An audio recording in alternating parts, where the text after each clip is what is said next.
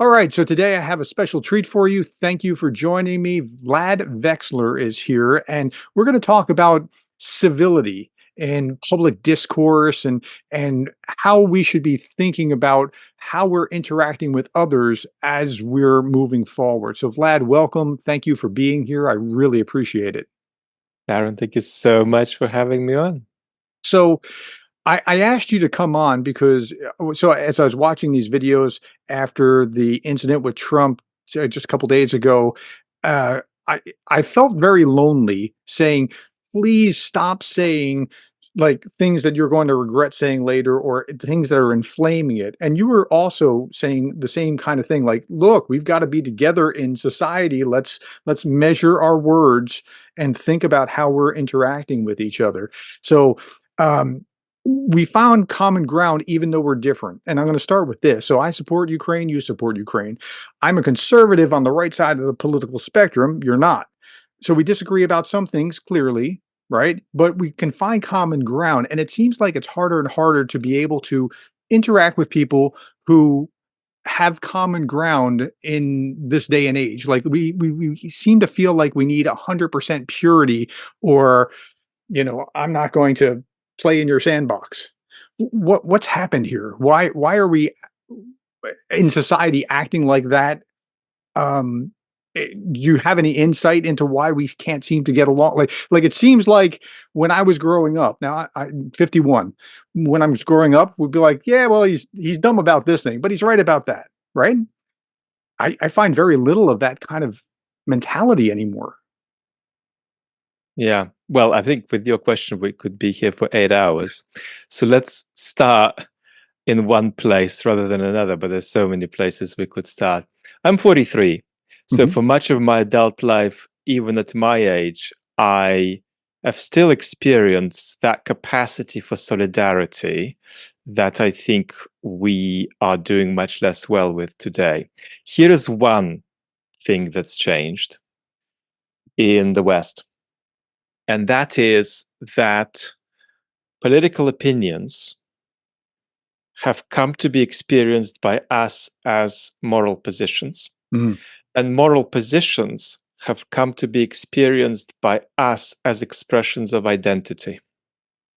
And that Hmm. is really, really hard because it's not just that my politics is a moral stance. What it means to be a good person and lead a good life is at stake all the time when I'm dealing with the question of which political view to take. But also, my moral outlook is now absolutely tied to my identity, such that if you ask me to challenge my moral outlook, I will not interpret that as the ancient Greeks would have, as an invitation to question and maybe perfect my character. I will interpret that as an attack on my identity. Now I'm exaggerating and pretending I am the worst kind of victim of this cultural trend that we are in. But that is what it does to us. Politics becomes an everything thing because it becomes a moral thing. Right. And worse, it becomes a matter of identity. And then something else happens. We believe that as this is a moral matter and a matter of our identity, in an ideal world, the other side wouldn't exist. In an Yeah. ideal world, the people who are on the other side would be, let's be mild and gentle here, just re-educated or would change their mind. We're not talking about anything catastrophic. Yet. But what is this instinct? Where is this instinct coming from? This instinct is coming from the fantasy that you get to choose your political opponents. It comes from the fantasy that you can go to the table of politics like you go shopping. Well, this is an opponent that I'm happy to have, but that opponent, I paid for this. I'm not choosing that one. I am getting the return package. They're being sent back. But of course, the trouble is that politics isn't shopping. Politics isn't consumerism.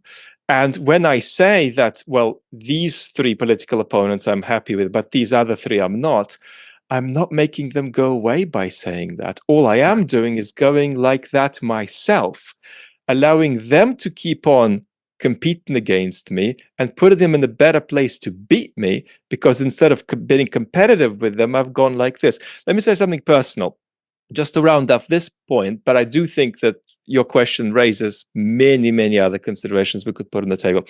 So I live with quite significant chronic illness for about 20 years, which means that I don't work in the academy full time, but I'm still in many ways attached to the academy in less than direct ways. And I am very conscious of what is happening at US and British universities. Mhm.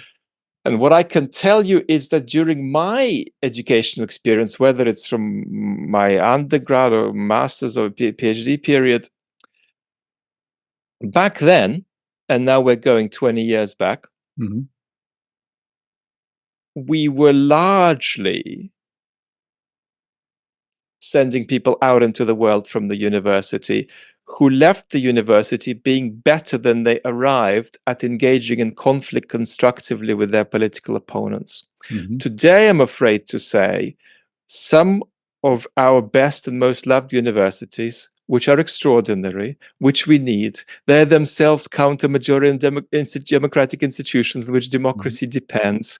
I'm all the way going to defend the universities as essential part of democracy, the way courts are. And you notice people who don't like democracy, like Mr. Orban, they go for the courts and they go for the higher education system. But I'm worried that we're now releasing, especially undergraduates, into the world who are not well equipped to engage in conflict constructively Mhm. because they are impressed by various kinds of ideologies of transcendence of their political opposition. Yeah. And so they relate to their political opponents as though they shouldn't be there. But the trouble is that all the history of politics and all the great literature on politics, from Thucydides to Machiavelli, and just logic, tell us that you cannot wish your political opponents away. The closest you can come to wishing your political opponents away is if you emigrate or if you secede as a small community. But these are obviously comically extreme scenarios. So we are stuck with who we are at the table of politics. I think we need to recognize that sometimes you've got to evict people. And you evict people around absolutely non-negotiable red lines like violence or threats of violence. But short of that, we're stuck with our political opponents, and we're living through a crisis of not being able to engage in political opposition, not being able to Mhm. engage with our political opponents constructively. So there's a kind of infantilization Yeah, that's right. of the conflictive nature of politics, as though it can be diluted and transcended via, for example, some progressive ideologies. And so people that take this stance become more fragile when what you're supposed to become is anti-fragile, by having had this interaction and becoming stronger over time. And words become violence in a meaningful way, as opposed to violence being violence. Words are violence based on the way that you're describing it. And worse, if I can use Solomon's words, an undeserved curse does not come to rest. So you just inflame the other side that you have to live with, that you can't just get rid of. So we double and triple down with all those extra factors. If what you said is correct, then all these other things almost necessarily follow. Does that sound Yeah, fair? it sounds fair. And the risk is that everybody on all sides begins to engage in every major political conflict as though it were existential. Mhm. Yeah, that's And right. as somebody who has, in their own way, now I'm not a specialist in democratic theory, I'm a political philosopher. I've got a foot in that space, but not both feet. But certainly, having studied politics for 25 years, um, I believe that a solid democracy with quite solid institutions has half a century in it uh, to keep holding out, while a situation persists where all the sides engage with each other as though their disagreements were simply existential. At the moment, that's where the United States roughly is. Mm. And the United States is lucky because it is the sickest of the major democracies of the world, by far the sickest, but it also is one of the most institutionally complex. That's right. Breaking US democracy is harder than breaking Israel's democracy, for example. Well, at least the democracy Israel has inside the Green Line. But I'm afraid that even with strong institutions, you can only get away with a situation like this for 10, 15, 20, okay, let's say 25 years before things really begin to break.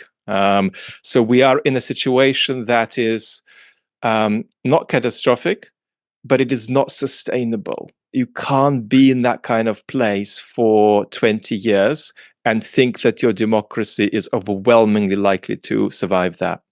So how do we heal that rift? Like so how did we get so rifted, like torn apart? What is it culturally that has done that? I mean, other than just difference in worldview and difference of opinion, but there's something. Um, I'm trying to think of the word metastasized Mm, in our culture, and I can't mm. put my finger on exactly what it is, but there's something like that that has metastasized, that has caused this. And how do we cut the cancer out, preserving the body? So I see there being several factors that have contributed to this, but this is obviously not an exhaustive list. The first I've already named, which is something like ideologies of self-realization, whereby our politics becomes our identity. I think that's one thing. So psychic ideologies of self-realization. They work out very differently in the center of politics, Mhm. which people sometimes call the left. I don't see much left, certainly in the United States. But there is still a degree to which this pattern I've just described about making politics about identity also affects people on the right, not just people on the left or on the center. But what is distinctive is some of the special ways in which it affects people on the center and on the left. That's special. That's one thing. These ideologies of identity. Another thing that's clearly going on is untethering of social bonds of various kinds, Mhm. senses of community being undermined in all directions, geographically, intergenerationally. There's an enormous amount of um, various kinds of social and economic mobility. And so it's very hard to inherit a way of negotiating the world from the previous generation now comparatively to before. So the very loosely is kind of untethering of social bonds. This is the second factor. The third factor, I would say, is economic disadvantage and exclusion, what sometimes could be called structural disadvantage. And the fourth is us here, social media, creating Yeah. extraordinary fact bubbles, not just mental worlds where we have different interpretations of what's going on, different interpretations of the facts, but where we live in completely separate fact worlds that do not talk to each other. And the fact that this space is completely unregulated, um, the fact that we have a catastrophic experience of algorithm capture, Mm. whereby we're stuck in our little bubbles and it's incredibly difficult to swim against the current. People do, but the people who do are people who are prepared to be punished by the algorithm. Mhm. So these are some of the factors. And then how does that make people feel? I think that's more powerful to talk about how it makes people feel. And you've heard me say this before, I'm sure. And I think that the three less worrying things that people feel are feeling unsafe about their political institutions as a result of these four causes of our crisis, as I've put them on the table. Then people feeling powerless, people feeling that they can't inflect the political process in any way, that it's just completely out of their hands. And then people feeling betrayed. And betrayal absolutely feeds sort of radical polarization. That's the sense that um, there are political representatives in your country who risk favoring others, favoring outsiders over you. And Mhm. that actually makes them evil, if you really believe that. I mean, if you really believe that what Joe Biden is doing is he's favoring Ukrainians over Americans in a shameful and Mhm. disgraceful way, that does make him evil if that's your perception. So that is extraordinarily toxic. But then there is the worst thing that people are feeling. And this is the thing that I am like a broken record going on and on about. And that's a feeling of opacity. And that is when people look at political institutions and they just don't make sense anymore because levels of trust are so low. And quite frankly, because sometimes these institutions are so dysfunctional. And that means that people are looking out onto the political world as though it were a combination of different sport games mixed together with different rules. And you can see soccer balls, footballs, baseball bats, and you don't know what the rules are. And it makes you feel, oh my word, I think it's okay to just give up on this. And that inspires you to put your 2 cents in with political candidates who do not offer a cause and effect proposal of how they're going to solve anything. In other words, they're people who are offering magical thinking instead of this is what I'm going to do, this is how I'm going to do it, this is by what mechanisms I'm going to do it, these are the agencies that are going to be involved, and this is when I'm going to do it, and this is how it's going to run through the institutions in our country as they are. Instead of this, we get magical ideas about, let us say, return to a past that never was, or magical ideas of sort of propulsion into a future that has not been in any practical way articulated. And this is what I'm really passionate about, that affects people because there's this crisis of trust. And that's to say, you don't need to be stupid to be affected by that. A lot of Yeah. incredibly smart people in other dimensions outside of politics have fallen into magical thinking about politics. And it's profoundly important to be empathetic to the fact that it's almost a situation whereby being factually accurate feels really oppressive to people, that they Uh, can't express their political agency properly. And I take that very seriously, because taking it seriously means you say, people's allergy to facts is actually because their political identity, or to use a better word, their sense of political agency just can't be expressed. They mhm. feel that they're just not alive politically if they're forced into these facts which they're very alienated from. And so the reason for me tilting it in this direction is that you don't say it's the fault of the voter. You say we have a social crisis where a lot of people are put into a position where it's difficult to accept the facts. And that leads you to a conclusion that, for instance, a voter for a candidate who is opposed to democracy aren't themselves opposed to democracy. They are thirsty for more democracy, which they do not have. They are actually desperate to touch politics and find that there's something there that makes sense, that doesn't either That's terrify them or brilliant. feels incomprehensible. And so when I see people saying, well, I'm going to vote for this person, even though that person has said that they want to muzzle the courts or muzzle the media, my response is be very careful to consign, that person as some kind of, fascist-sized anti-democratic imbecile. They're suffocated.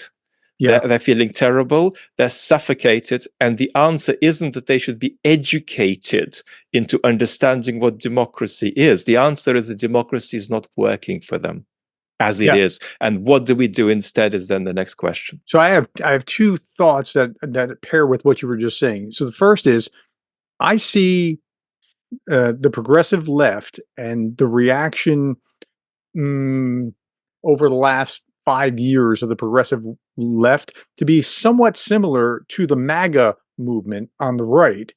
They work out very differently, but they both have much of what you just described is I'm not being heard. I'm not part like they're looking past me that I'm being, put down and I can't do it's all that same kind of thinking.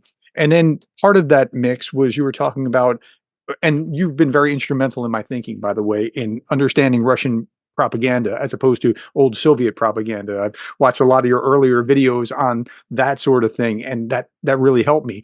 Putin's playbook. I can't remember the Hoffler's book. Putin's playbook also helped me understand. Like, Putin's more than happy to support both Black Lives Matter and white supremacy causes, just so we're at each other constantly, and then it's hard to know what's up and what's down as you were describing within society, and I think that's a good illustration of where we are. But I'm curious about your thoughts about, do you see MAGA being like the right wing metastasized equivalent of what you see on the far left, or is that just me? That's how I perceive these two forces. And I'm not saying that to be moderate is good, golden mean. I'm not saying that either. I'm on the right, but I'm not that. It's different. It's something virulent and just wrong in the attitude of what MAGA is. So I think the answer is that there are some similarities, but there are also differences. I do think that, as far as the very first thing I said, there are some similarities, and that is making political positions a matter of morals and making morals a matter of identity. Mhm. I do think that is happening on all sides, and that is really because there's a wonderful book from the early 90s by the Canadian philosopher Charles Taylor called The Ethics of Authenticity. That is because authenticity, which is to say self-realization, is both the most important value in our culture, not because I'm saying it should be, I'm saying that's an Because we made empirical it. observation of mine. It is the most important value, but while it can be a marvelous value, it's often expressed in a distorted form in our culture. I do think that affects everybody. However, I do see that there's a very dangerous pattern happening on the right, but also a dangerous pattern happening in what I call the center, quite frankly. But I'm happy to recognize that we're talking about the same thing when you refer to the left. And I'll explain in a moment why I am saying that this problem is one I don't want to call left. That's simply because a left position, properly understood, should be incompatible with that kind of politics. Oh, I got you. But let me explain that I think that while this initial move is shared all round, right? Politics becomes morals, and morals become identity. I think that there's a very special way in which what I call hyper identity politics works. That is what is called wokeism sometimes. It's sometimes called all kinds of Yeah, things. that'll work. I mean, we Um, understand that I, I, group. I, I label it hyper identity politics. I do think that has some special qualities about it that are unique. Now, first of all, um, it's often a problem for people from the center or from the left to recognize that that's real, because it surely feels to them that progress is just a good thing, and hyper identity politics is a form of progress. Well, it isn't. What it is, in my view, and this is where Jordan Peterson and other cultural commentators are profoundly wrong in their diagnosis, is it's an inversion of liberalism. It is liberal values taken into a kind of extreme overdrive. So it's not the left that's gone too far here. It's a kind of perversion of really a centrist politics that is just concerned with people's rights, with inclusion, but then takes that so far that it becomes counterproductive to sometimes to the very causes we are pushing ahead.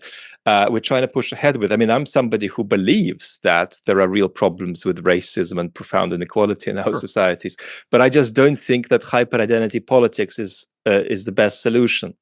So, what's different about this story is that it takes inclusion of people to have a very particular form, a form that in many ways emanates out of originally literature departments and various kinds of postmodern theory. And the idea isn't just that that's a progressive vision that you should argue for, but that institutions should adopt it. So a trivial but quite well-pointed example is, let's say, taking the philosopher David Hume, pointing out that David Hume was a racist, which anybody of his age was, and then wanting to change the name of a building that was named after David Hume. Well, that is not just expressing a view, it is demanding institutions to take your side, and also then to play the role of inculcating that identity in others who don't yet have it. And that is completely incompatible with the existence of liberal university, which is based on contestation. It is based on contestation and toleration of alternative perspectives you don't like or you don't agree with, not on the idea of trying to get the institution to take your side. That is why, for example, I am not that comfortable for an academic institution I'm associated with to take any view on Israel, Gaza, or even any view on the Ukraine war. I want academics to take a view. I'm delighted if an academic puts a flag backing a side in the conflict on their door, but I don't want the president of the university coming out and saying, we, the university. No, you, the university, make the political activities of your staff and students possible by yourself staying out of politics. So That's good. it almost doesn't matter where I'm going with this, except to make the point that no, I think there is something distinctive to this hyper-identity politics. That is a form of sort of hyper-liberalism, a kind of inversion of liberal values that in a more minor form, in a more moderate form would be completely acceptable. And that is distinctive to what is happening on the right. So we've got this hyper-identity politics problem on the in the center, or you might say on the left. On the right, we've got a very different problem.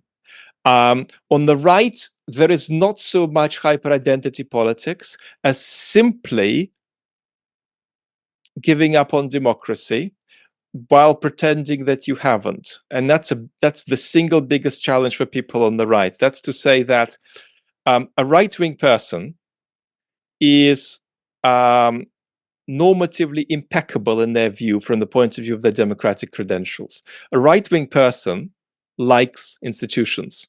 A right-wing person likes continuity of institutions. Right-wing people do not want to break all the institutions out there. So let's be clear, centrist, left, and right positions are all democratically impeccable. However, there's a trend for some people on the right to retain the clothes of constitutional right-wing people who want to support democratic institutions, but inside no longer be pro-democracy, inside become democracy wreckers. And that typically comes out in one form, and that form is the post-truth populist. And these are people who are not just open to, but are to some extent out to break democratic institutions. That's a huge problem on the right. Let me ask you a question before you get into that. So when I said that it looks similar on the right and the left, and I understand what you're saying about the center, it's the identity issue driving things on the left, but there's also identity of the overlooked MAGA supporter who the factory left because of NAFTA, and now they're feeling overlooked because the politics is shifted to identity politics, and they're just bad because they must be an oppressor, and that's how they're reacting from what I can see. So I think there's some identity something there too before you get to this populist rising in a post-truth environment. This and the populism is just this, I can't kick the system in the teeth, so Trump's going to do it for me. And that is, so when he says the crazier the thing he says, the more they like it, because that's a feature, not a bug. Does that make sense?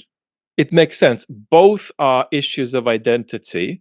Mhm. However, you can't really, in my view, understand what I've called hyper identity politics if you think it's just a version of what's happening on the right. It's different. Okay. It's got a different history, and it's got various kinds of uh, fashionable progressive features that it is attached to. Um, it is attached to various ideas of intersectionality. It is attached to multiplication of expressions of identity in a way that is really not the case on the right. So both are identity politics, but there's a special way in which this is expressed with what I call hyper identity politics. On the right, you get the kind of identity politics you had 10, 20 years ago. It's just more polarized. But so that phenomena of something really weird happening with the centering of identity, that phenomena I think is a bit unique to um, some of what is happening on our campuses, and Mhm. is a bit unique to um, liberal politics. Why it's not left is because it doesn't emphasize class enough. A lot of this hyper identity politics is enormously corporate compatible. In other words, it's not talking about economic inequality much. So It's talking about gender, yeah, race, and but so on. let me challenge that point. So it's Marx without the economics, though. It's the oppressor oppressed model still, based on you're white, black, or you're straight, gay. What I mean, the wheel of oppression still kicks in. So if you just take the, I understand what you're saying because it's not economic. So, but if you overlay the same motif without the economics, do you see the similarity, or am I just seeing something different than what you're seeing? You're going with the conventional interpretation of it on YouTube. Let me put it like this: that's the interpretation by the anti-woke brigade that somebody like Jordan Peterson would be part. But I do think it's a mistake. I think Okay. what it is a set. And it's just an explanatory. I think it's an explanatory mistake. It doesn't help us see the phenomena clearly. I think that it is more about liberal values like inclusion, perhaps some kinds of equality, certain kinds of recognition. As the politics of recognition is very important here, being seen for who I really am by the world, people around me seeing me for what I am, my institutions seeing me for what I am. There's a lot of liberal values there that have gone into hyperdrive in that politics. Mhm. The argument that um,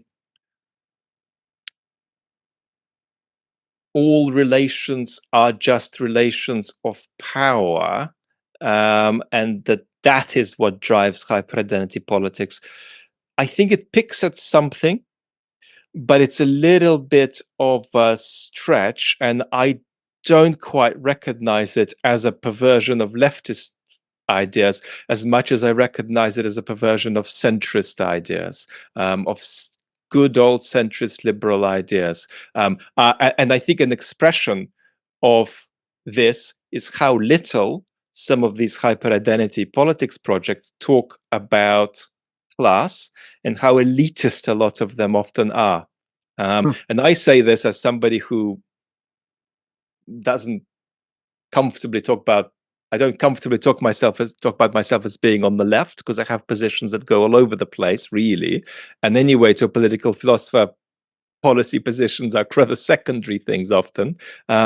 So it's not that I'm trying to defend the left in many ways. I mean, in any way, I mean, the left has got a history of transcendently murderous distortion of its ideas in the 20th century. So there's no doubt that's possible, but I don't think that is it.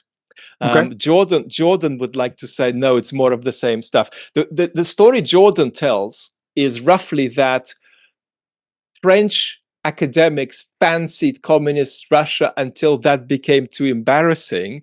And so they continued to fancy communist Russia in subliminal means without sort of being as upfront about it as they were. And that's where this started. And that's why we should call it a left thing. That's the genealogy Jordan Peterson gives. And I think that is a misunderstanding of it.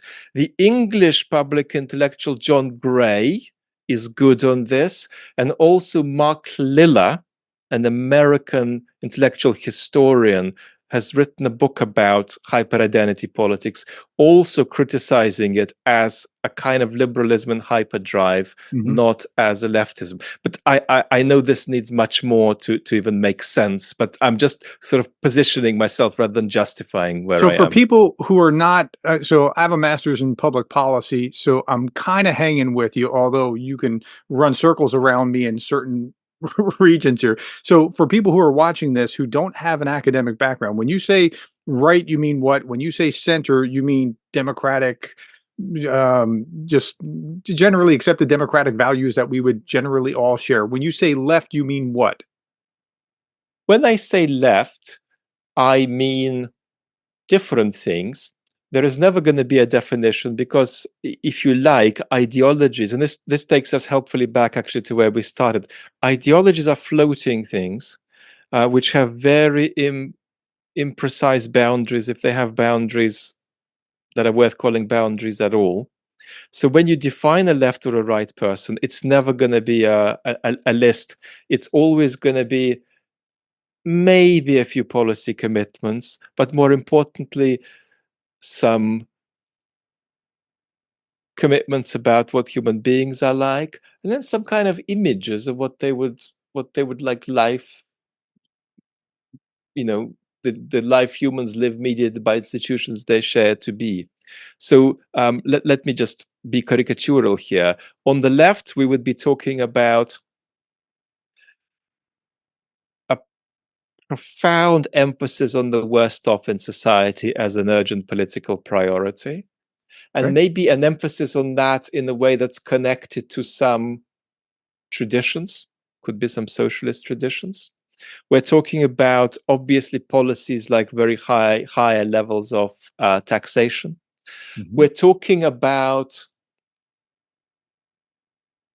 a soft propensity to pacifism, for example, because in the left traditions, that's why a lot of Western leftists are struggling with supporting Ukraine. In the left tradition, you start by blaming your own country when something is going on in the world. You start by looking at yourself. And, often you can go wrong with that, but sometimes it's also a good place to start. Certainly, but Iraq, it helped to start, would have helped to start that way. So these are just 3 of 77 things. On the right, we are talking, well, we would talk about a more minimal state, not always. We would talk about continuity. We would talk about the sense that it's not just us here, but that we're connected to the past and to the future, and that future people are connected not just to us, but to people who've come before us. Don't break things that aren't broken, because what might come could be worse. Yep. You see, these are images; these are not propositions. In the center, you would have a lot of compromises. You would have, a lot of moderate left and moderate right positions combined in the views of a single individual. So that's all. You're not going to get more profound. But I think what's important here is to understand the fluidity of ideologies, and even a terrifying ideology like fascism is fluid too.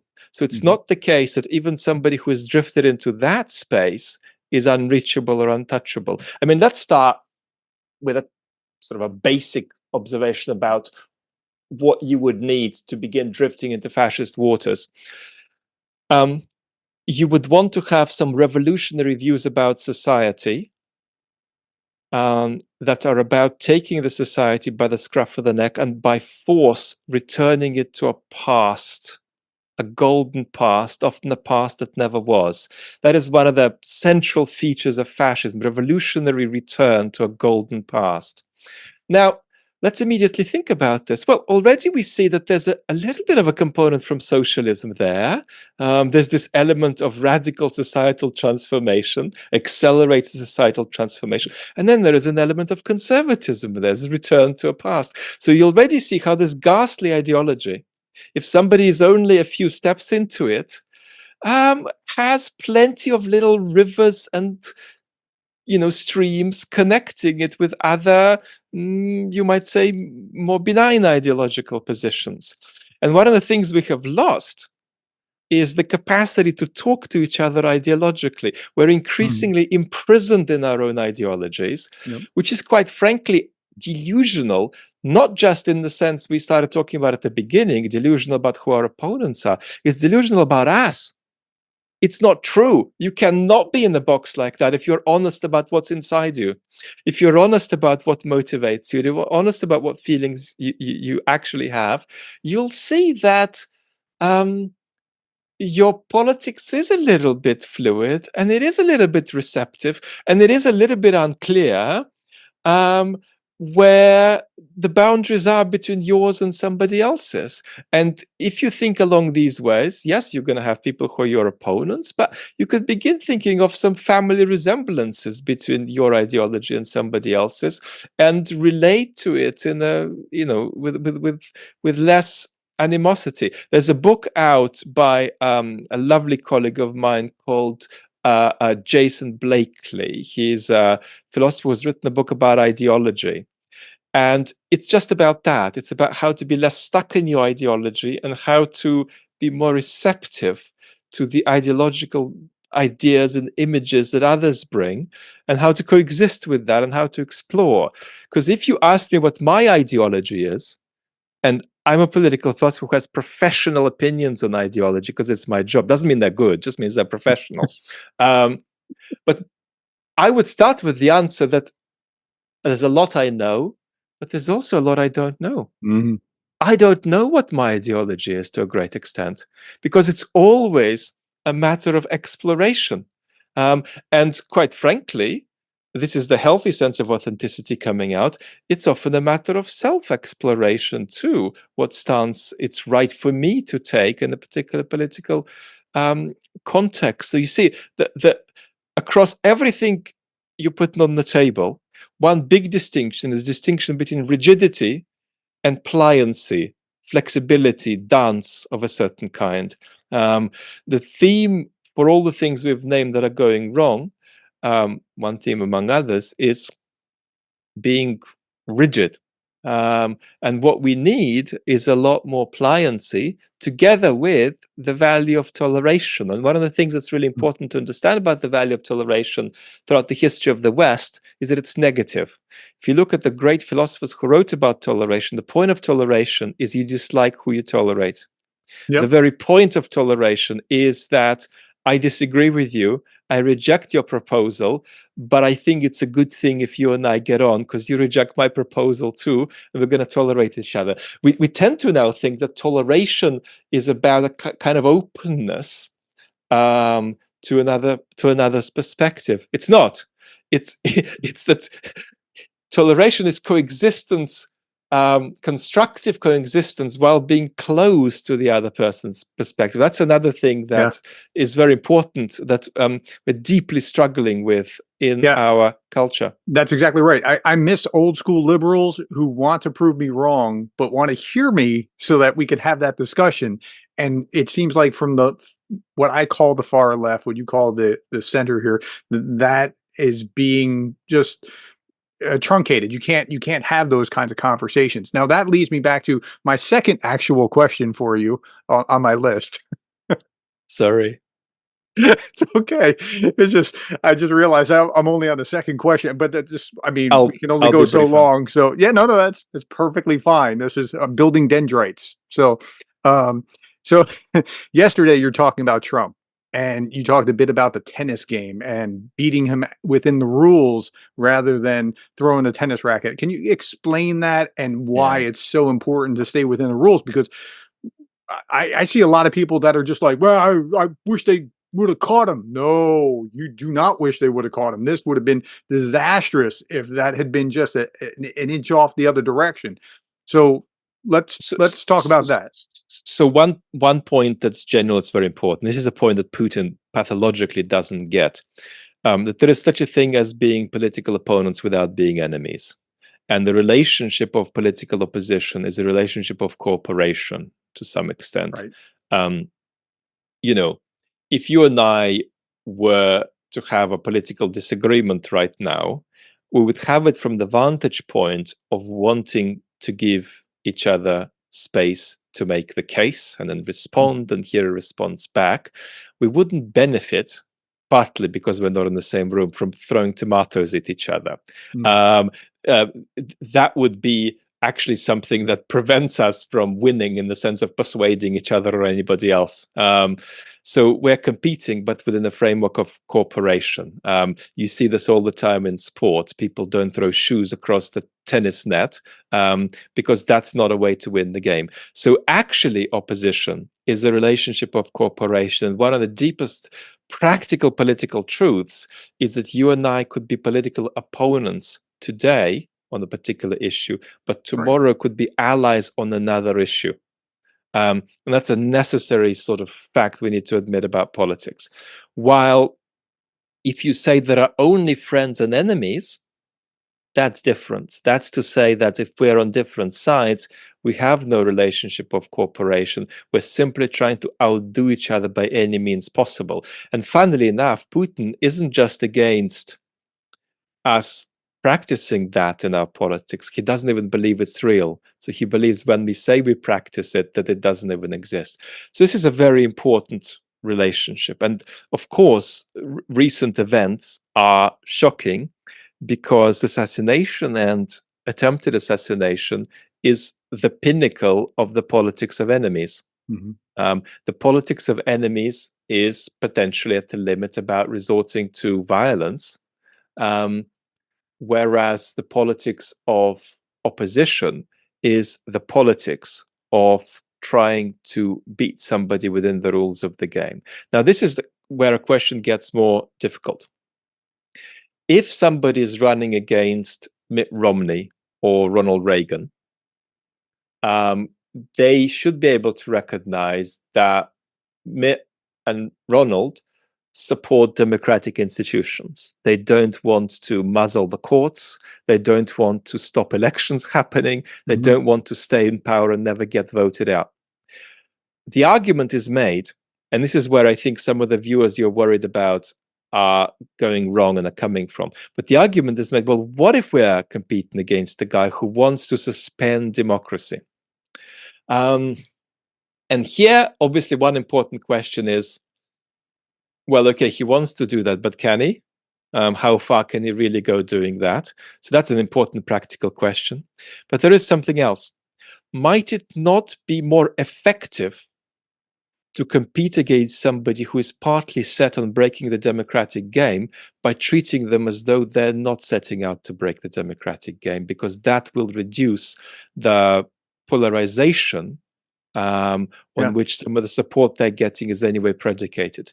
So let me do a double hat kind of statement here as an analyst and as a hypothetical US citizen, which I'm not, I'm a British citizen. As an analyst, I do think that Trump is an existential threat to US democracy, but not a class A existential threat. He is a class C or a class B existential threat. That's to say that it's far too pessimistic to think that Trump could realistically, could end democracy in 4 years. But he is a threat to US democracy in the sense that he is out, in my opinion, to break democratic institutions. He will be stopped by the depth and complexity of US institutions, by the limited power of the presidency, Mhm. and by the fact that he is extraordinarily communicatively compelling, but bewilderingly incompetent behind the scenes. This is not a Viktor Orban who can do disciplined, systematic politics behind the scenes. So I'm giving you just for reference here my perspective on Trump. It's completely unnecessary for you to accept it, but he is a threat to democracy, but he's not the gravest threat you could imagine. Having said that, even though I believe this, if I were a US citizen advising Kamala Harris or Joe Biden about how to beat Trump, I would disagree with their strategy. I would say, don't say that Trump is out to end democracy. If others want to say it, let them say it. If you believe that that's true of Trump to some extent, don't say that, because you are in a way mirroring Trump's own message that you are out to end democracy. And then you've got two sides Mhm. making the stakes existential for democracy. And Yeah. the trouble is that is so profoundly damaging to any democratic system when you have an election where both sides are saying that democracy is on the ballot. And Joe Biden has said that verbatim, democracy is on the ballot. And I think that unfortunately, that strategy both doesn't help you beat Trump and deepens polarization, which makes more people give up on politics, which makes more people resort to solutions based on magical thinking. So there's a bit of a gap between my analytical position, which says, yeah, there is a bit of a democratic threat there for sure, and my practical political advice that says, the less you make everything you do existential in politics, the better. I mean, sometimes you Yeah. have to. If really you have a situation like you had in,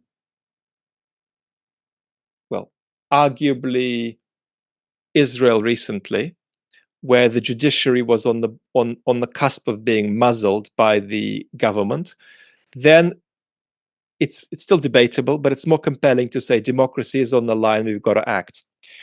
But if you act constantly like democracy is on the line, Yeah. and you infuse that into all of your disagreements with your political opponents, it undermines the efficacy of your politics to sustain democracy. It So that's the paradox. it's almost like the political equivalent of identity politics, right?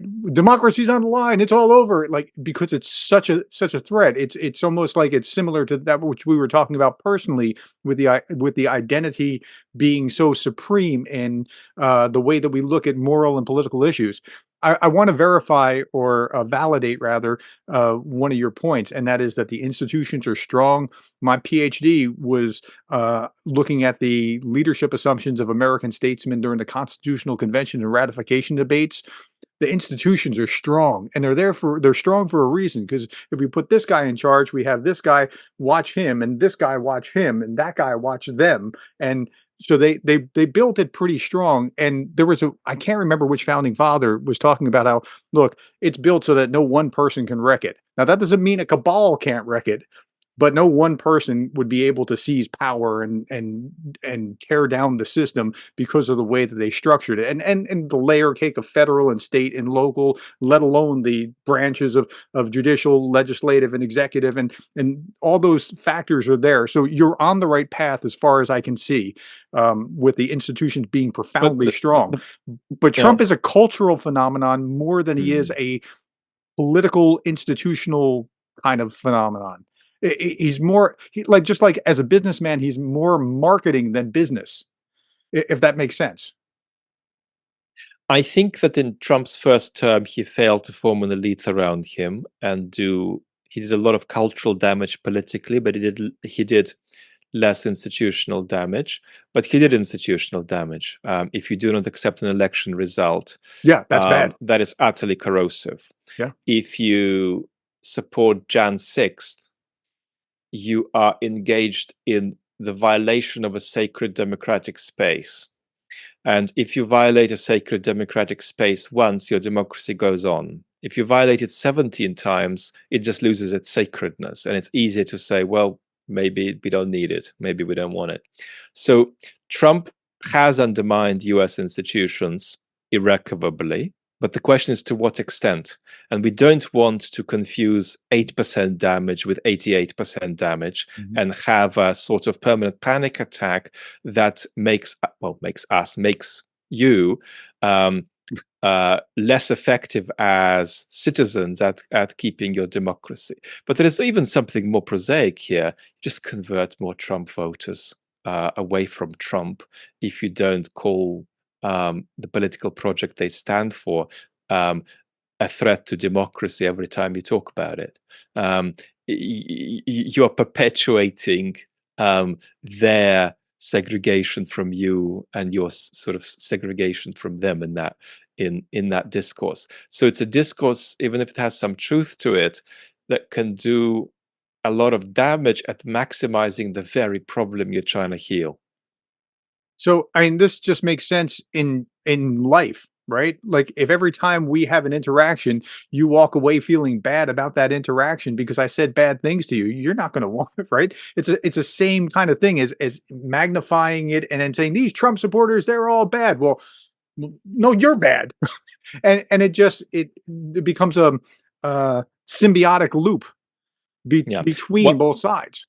One of the problems with centrist hyperidentity politics, which looks like a form of leftism to a lot of people, I'm still working is on that computing it that. makes we could have a separate conversation about it. It makes people less good at being politically effective. Because if it's part of my identity that I need to say a particular thing about Trump, it's no longer relevant to me whether it's the most effective thing to say about Wow. Trump, because it's just part of my identity. And I have a very boring, non-expressive relationship with politics, whereby I just want to do something that might have an effective result.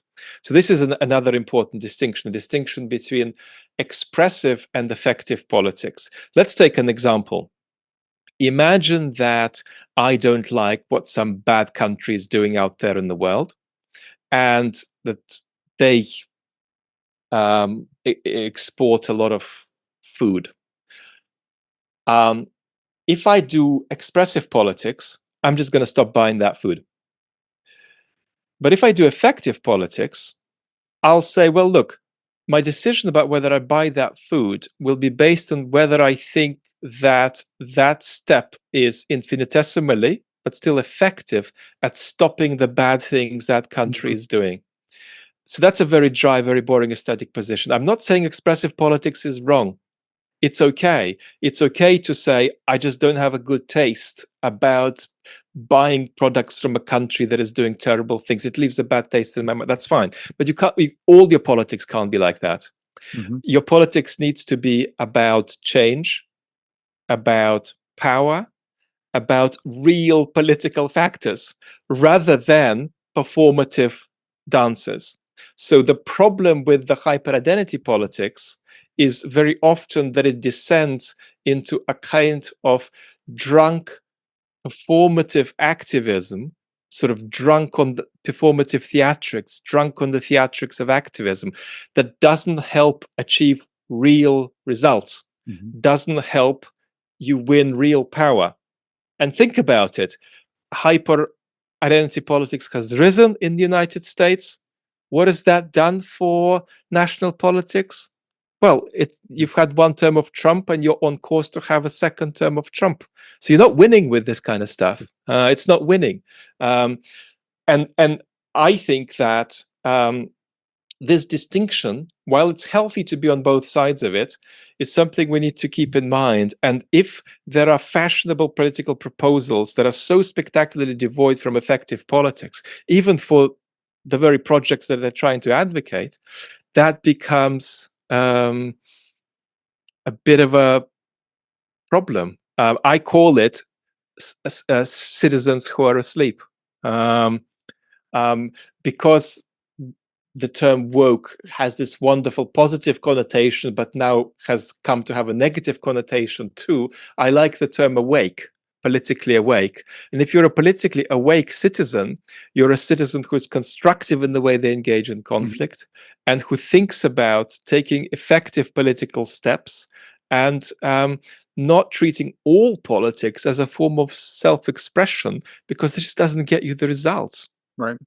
So do you, so as you were talking, I was thinking, could Trump have risen without having what I called the progressive left, what you called the center identity? Could Trump have risen without that? I don't know that he could have. I'm My not Yeah, blaming it. Do you yeah. understand what I'm saying? I'm just saying, like, he would not have gotten traction in a different environment, like a normal political environment before. I think. I'm curious what you think. I think both Trump and the hyper identity politics are a product of some of the challenges we face, a product of the deeper crisis of trust we face, a product of the various kinds of currents of social deformation we face. I named a few of them. And of course, I said that um, uh, um, a sort of extreme form of identity politics and sort of ideologies of self realization is one thing that's gone wrong for us. I don't think it's helpful to say that Trump wouldn't have happened without that, because both are in a certain sense inevitable. They're a product of a widespread global democratic slide that is caused by a set of systemic factors. So you might not have got Trump, you might not have got exactly that kind of hyper identity politics, but you would have got deformations all over the political spectrum. We haven't talked about centrism. Centrism also has a very profound pathology, and that is that it's not able to take any responsibility for what is going wrong. The problem with centrism is it's calling out voters who don't like it for being wrong or misinformed or needing to be re-educated. But what I want to say is that it's not that one thing caused the other, is that these are all expressions of democratic backsliding that Yeah. has been inevitable and has come to the fore since about, let us say, 2014 globally. So Yeah. we're in this wash, and I believe that hyper-identity politics will be largely gone by the 2030s. And I believe the Trump breed of Yeah. post-truth populists will also be largely gone, but they'll be replaced by different breeds. I actually think there'll be more hard-nosed, more disciplined, more effective anti-democratic politicians.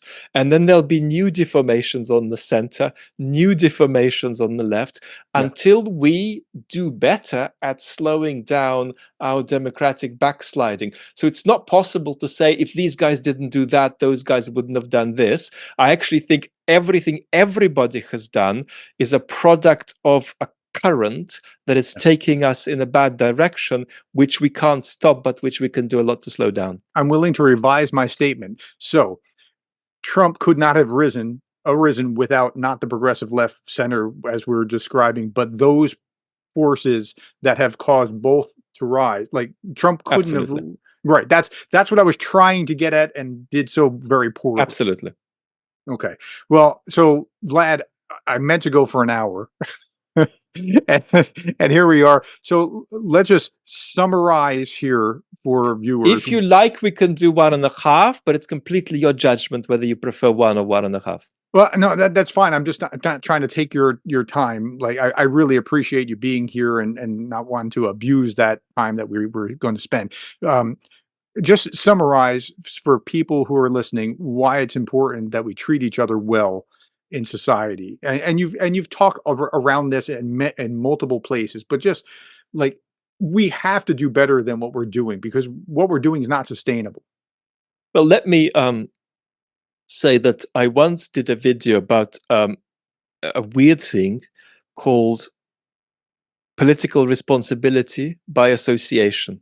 That's to say that you can't be blamed by what your fellow citizens or what your governments do, but you're kind of politically responsible for it because you have a special kind of bond, and that is that your citizens are your fellow citizens, even when you deeply disagree. I mean, let me give you a personal example. Um, I've been a British citizen for 30 years, and I voted Remain in the Brexit referendum that took place in the UK in 2016. A large part of the population, it was fairly evenly divided, voted to leave the European Union. This is a decision that certainly has a significant impact on my life. Doesn't have an existential impact, but a significant impact. It means I'm less free to move around in Europe. It means that many Europeans are leaving the UK. It means that my economy in my country has taken a big hit. But I am partly responsible for the vote, for the result of the vote, even though it went against me, because that vote result got produced by a polity that I belong to. So in part, I'm saying I lost that, but I take responsibility for the result because it's generated by my fellow citizens, Mhm. about whose feelings, I'm sorry to say, I care, no matter whether they think they're rational or irrational, or whether they agree with me or they don't. I care about what Brits feel because they're my fellow citizens. And I start my emotional relationship, if you like, with them with actual feelings that they have rather than feelings that I would like them to have that they don't have. So, and then of course, I accept the legitimacy of the institutions that generated this result that I don't like. So, one thing is taking responsibility for your fellow citizens, even when you disagree, and not just saying, this is not about me. Thomas Mann said Mhm. that what happened in Germany was about him, even though he is the last person to comply with the ghastliness of what the Nazis were doing. But he still took responsibility and wrote an essay called Hitler is My Brother. A Mm. brother I'm appalled by in every way, but he's my brother because I take responsibility for the murderous calamity that has become my country. Um, so we need to take responsibility for each other. And we need to recognize that values that a lot of the political deformations we discussed want to exclude, like solidarity and the public good, are really, really central to democracy. And these are values which say that everybody is included, everybody's at the table of politics, and that is where we start. That's the first thing I would say. The second thing I would say is that it's extremely dangerous to slide into a politics of enemies unless it is Mhm. absolutely necessary. The third thing I would say is do not put your political opponents in a box. They're real people who have a lot of internal conflict. Appeal to that internal conflict. Mhm. There's very rarely anybody who is X. There is somebody who is X 65% of the way, but then they also have a bit of Y, a bit of H, Mhm. a bit of D, and you can appeal to different sides that people have and bring those out by compelling messages that actually take them seriously and actually take seriously how they feel. There is a kind of a doorstep test here. Do you relate to your political opponents in a way that you could conceivably hold a conversation with them for 10 minutes on the doorstep without you throwing tomatoes at each other? That's really, really important. And try to resist, for goodness sake, for making politics all of life. Mm.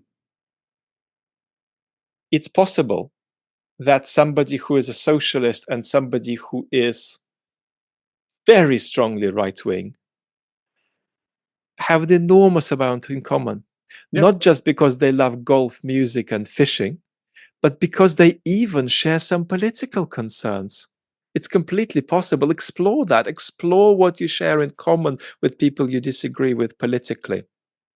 So, um, it's really important that we um, are aspirational about how we relate to our opponents. We don't just fix them into some kind of immobile shape, because that often just keeps them in an immobile shape.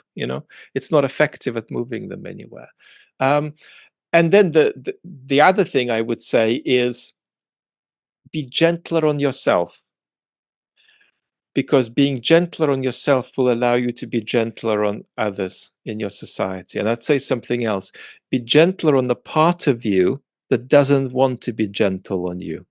And being gentle on that part of you that doesn't want to be gentle on you will help you be gentler on yourself, and thereby be gentler on your political opponents. There's a lot of people internally being pretty aggressive with themselves, beating themselves up, and Mhm. as a result going around beating up other people, and then, for goodness sake, have some imagination. Have imagination about why somebody thinks something totally different to you. and finds you weird, and finds your position implausible. And that takes this, not Yeah, yeah, and then realize that it's possible to disagree on some issues and agree on others. yeah, And that is something that's harder if you believe in, you know, exposing people for taking the wrong stance because it's a moral failure and it shows the wrong right. identity. No, if somebody's got 3 stances you like and 2 you don't like, start with the 3 you like and explore why the other 2 are there. And if you want to move them, if you want to help that person explore moving that somewhere else, that's fine too. But don't tell people they're bad, and don't tell people that they're irredeemable as the first utterance you make to them, right, in democratic discourse, because it's just totally corrosive. And finally, don't get yourself into an algorithmic bubble. I made a video today that was slightly more psychological than Mhm. my usual political videos, and most people liked it. But a few people said, Vlad, what are you doing? Stick to whatever that is. Stick to politics, stick to Ukraine. Mhm. And uh, that is people wanting to stay in bubbles. And part of that is, I'm afraid to say, a form of consumerism. People are shopping for social and political commentary the way they shop for cereals in the store. But the problem is that political leaders aren't cereals, and this is where this point about effective politics comes in. Um, Nobody is offering you to move in with your political opponents. Nobody is offering you to buy them as a permanent housemate. Nobody's offering you to marry them or even go for a walk with them every single day. That's not an offer. That's not an offer. All that is on offer is that you might maybe vote for them or vote against them, and ask yourself the question, basically, um, can I use this political candidate, let's say if we're talking about a candidate for political office, to further my own ends in some way? That might mean that I vote against them, or that might mean that I disagree with them, but I vote for them because they're going to be less bad than the other person. That gets me closer to where I want to be, and so on. So you see, that is a much more adult and effective relationship with politics that is different to sort of consumerist, infantilization. No, that's not a candidate I'm going to buy. Well, it's not an item on the shelf of a shop anybody's offering for you to buy. It's just a political situation, and you've got to respond to it as a responsible citizen. So that's the end of my rant. As you were talking, I was thinking, yeah, humility. I mean, that is how you much of what you were describing here. Just I don't have all the answers. I know I don't have all the answers, and I Mhm. find that my assumptions are sometimes wrong. I get checked by my audience. My audience is 2/3 uh, on the left, and I'm I'm on the not right, surprised. and so that's Yes, that's yes, really yes. helpful because when you're in that, like, so I think through and say things more precisely because they're going to say something. Mhm. And look, like, so when Trump lost his was the court case where he was convicted as a felon. On the right side of the spectrum, the pervasive thinking is, well, you just made Trump. That's not it turns out statistically, that's not how it works out. On the left, they wouldn't think that at all. And in the center, where the action is, where the real change is, it broke about 3 to 1. No, that's bad to be a felon, as opposed to Trump's narrative of, see, they're out to get me. But from the right, my narrative made sense, but I have to be aware to think through and hear what the other side has to say about how this actually worked out. That seeing being Yeah. a felon's And bad, also, or yeah, also politics is a negotiation of a shared space. It's not just an argument. Mhm. I can have arguments, you can have arguments in an academic seminar, and it's just an intellectual argument, sure. But when we're doing politics, the best analogy for it isn't an argument, but you and me going to the restaurant and ordering food and wine together. And if you say you want red wine and I say I want white, I can't sit there tell you you're wrong and you've made an intellectual mistake, because you haven't made an intellectual mistake. You're negotiating space with me and you've come in with a preference, as have I. And quite frankly, we're actually interested in our dinner going well, rather than us being grumpy that one wants red, the other wants white. So that's not a, that. I could argue that the red wine you're choosing is bad, and that you have terrible taste in wine, and that you're an idiot when it comes to wine. And if only you knew wine better, then you choose something else. But our dinner won't go very well if I say that to you, and if that's all I say to you. The point is, it's not an intellectual argument where I can defeat you by debunking you. If I Mhm. debunk you, you are there still at the table having dinner with me. Yeah. You're not debunkable away from the dinner table into a different person who has my wine taste. You keep sitting there, and I keep sitting there, even if we disagree, because this is a shared negotiation of a space. Mhm. And politics is just that multiplied onto a big scale and infused with institutions that mediate our relationships to each other. You can't just tell somebody that they've made a sort of epistemic error and thereby they don't count. Yes, maybe you've made the error or they've made the error, but both of you are still there, and somebody has to row the boat and make sure it doesn't hit the rocks. Yeah. That's good. I can't improve on that. So I think we ought to end it there because I can't say anything that's more elegant than that. So Vlad, thank you so much for your time. I really appreciate it. Thank you so Uh, much for I, having me on. I've learned a lot. I hope the audience has. If you're not familiar with Vlad Vexler, please go out to YouTube on at Vlad Vexler or Vlad Vexler Chat.